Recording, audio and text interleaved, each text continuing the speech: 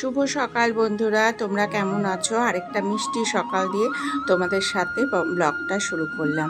আর সকাল মানে আমাদের এক কাপ চা, গরম জল আর ব্রেকফাস্ট কি হবে আমাদের প্রত্যেক দিন একই চিন্তা যে সকালে কি ব্রেকফাস্ট করব। বিশেষ করে ঘরে যদি ছেলে মেয়ে থাকে তাদের তো বেশি চিন্তা। আমার অত ঝামেলা নেই, আমি এক মুঠ মুড়ি খেয়েও সারাদিন থেকে যেতে পারি, কিন্তু আমার মেয়ে একটু প্রবলেম খাওয়া নিয়ে। আর এইদিকে দেখো ভাবতে ভাবতে ঝাল সুজি করে ফেললাম। আর ঝাল সুজি মোটামুটি সকলেই জানে, তাই আর অত ডিটেলসে তোমাদের দেখায়নি।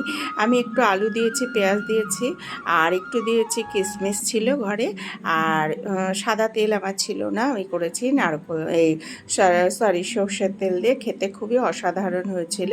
আর আমার কারি পাতা তো নেই।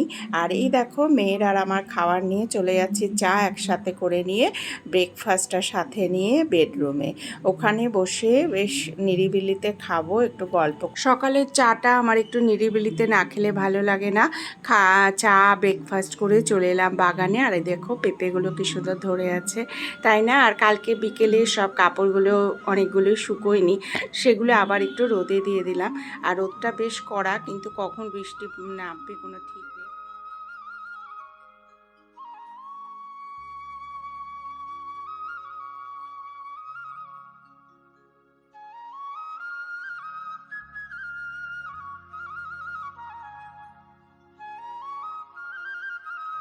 ফুল ঠুল তুলে নিয়ে চলে এলাম ঘরের কাজ করতে।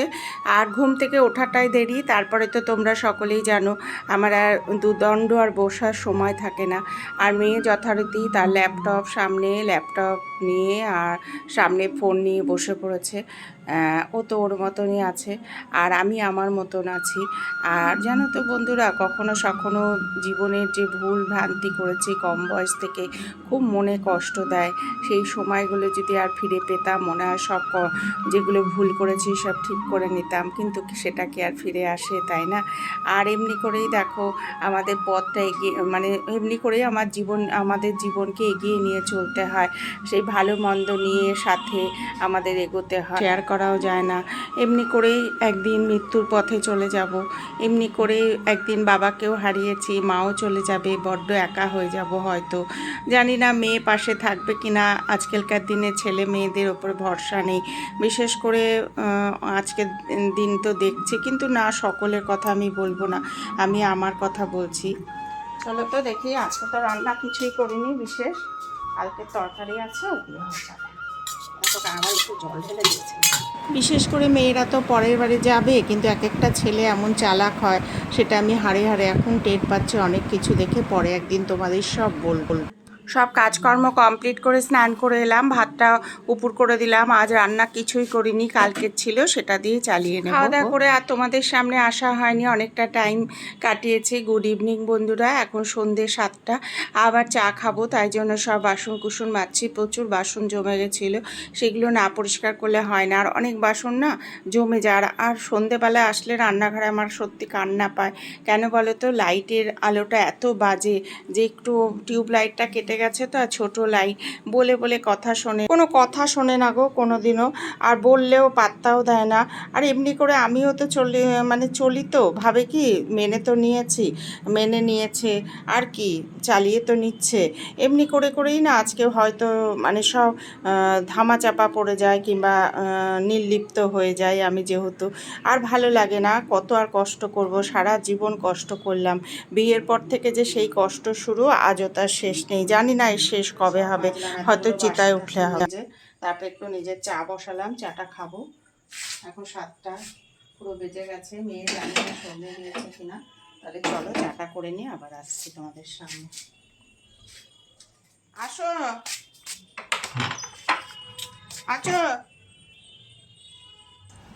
চলে এলাম, এক গ্লাস জল আর একটু চা নিয়ে। এই যে পা মেলে বসলাম, কেননা এই পাটা। আর সকালে তো আজকে কিছু রান্না করে নিয়ে দেখেছো, কালকেরটা দিয়ে চালিয়েছি, তাই রাতে মেয়েটা কি খাবে, তাই ওর জন্য একটু দিয়ে দিচ্ছি ডিম আর আলু সেদ্ধ।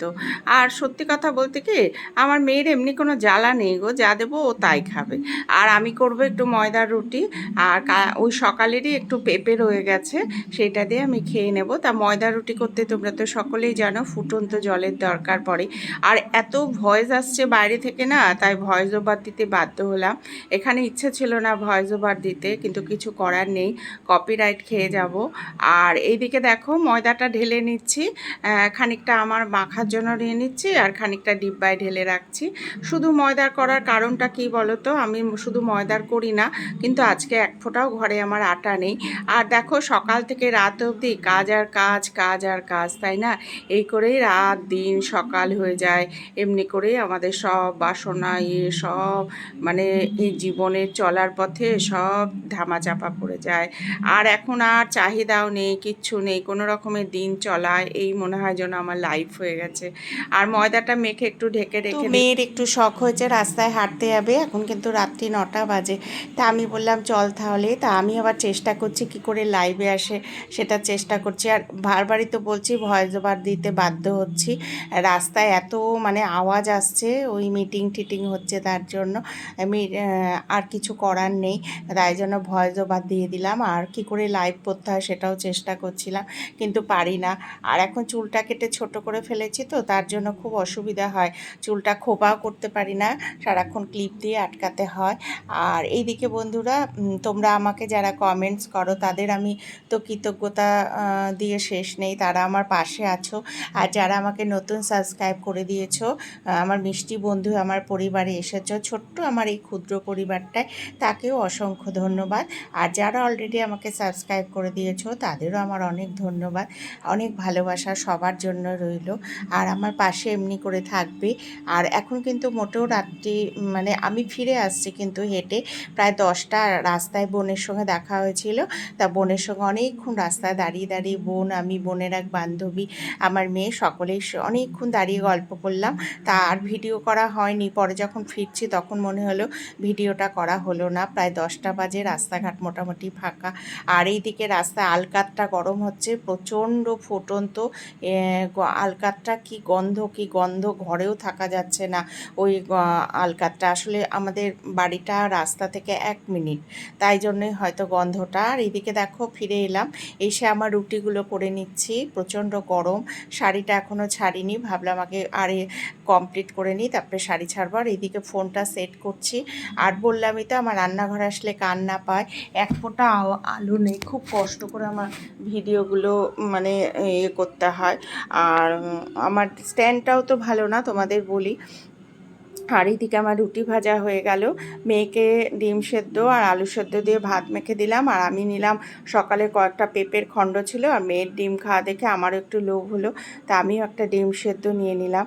তা আজকে ভিডিওটা মোটামুটি কি দাঁড়ালো আমি জানি না, কিন্তু আমার ভিডিওতে ভিউয়ার্স একদম কমে গেছে, তাই জন্য এখন মনও চায় না দিতে, কিন্তু কিছু করার নেই। আর এই দেখো বেড়ালটা অতিথি, আসে যায়, মাঝে মাঝে আসে না এমনি।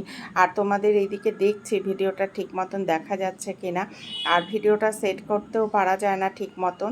তা প্রচণ্ড গরমও লাগছে শাড়ি পরার জন্য। আর মেয়েকে খাবার দিয়ে গেলাম, আর আমার খাবারটা নিয়ে আসছি ফ্যানের নিচে একটু আরাম করে খাবো বলে।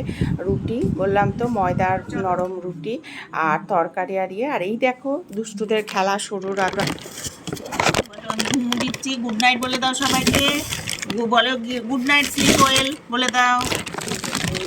দেখা যাচ্ছে,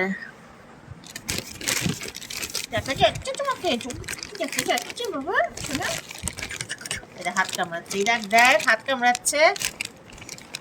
তো খাওয়া দাওয়া শেষ করে অনেকটা টাইম গল্প করলাম, জামা মানে ড্রেসটা চেঞ্জ করলাম, করে একটু ফ্রিভাবে ফ্যানটার নিচে এসে বসলাম।